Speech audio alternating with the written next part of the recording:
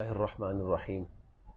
حضرت ابو ہریرہ رضی اللہ تعالیٰ عنہ کی ایک روایت ہے، فرماتے ہیں کہ پیارے نبی کریم صلی اللہ علیہ وسلم فرماتے ہیں کہ ان اللہ تبارک و تعالی یحب الغنی الحلیم المتعفف ویبغض البذیء الفاجر السائل الملح۔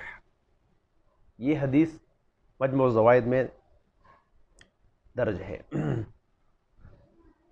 حدیث میں دو آدمیوں کے بارے میں بتایا گیا ہے، دو آدمی، ان میں سے ایک اللہ کو پسند ہے اور دوسرا اللہ کو ناپسند ہے۔ ایک کو اللہ سے محبت ہے اور دوسرے کو اللہ تعالیٰ اس کے ساتھ بغض رکھتے ہیں۔ جس سے محبت رکھتے ہیں وہ کون ہے کہ پیارے نبی کریم نے فرمایا اللہ تبارک و تعالی غنی آدمی سے، جو سخی ہو، دینے والا ہو، کھلانے والا ہو، پلانے والا ہو، عطا کرنے والا ہو،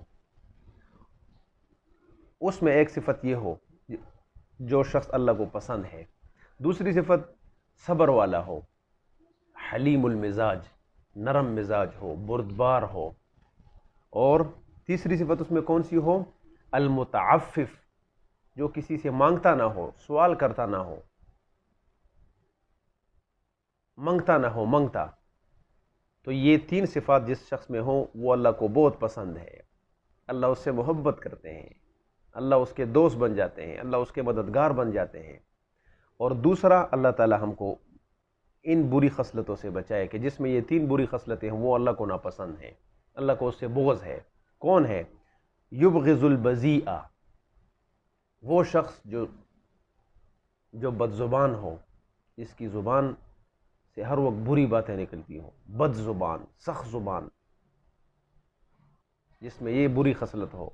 اور دوسری بری خصلت اس میں کیا ہو؟ الفاجر، بدکار ہو، برے کام کرنے والا، فحاشی کو پسند کرنے والا، پروموٹ کرنے والا، اس میں شرکت کرنے والا۔ اور اس میں تیسری کون سی خصلت ہو